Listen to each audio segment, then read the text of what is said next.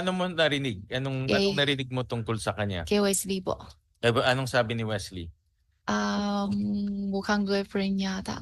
Mukhang girlfriend? Mukhang girlfriend o girlfriend niya? Okay lang yun. Hindi naman illegal ang girlfriend. Girlfriend niya. Okay.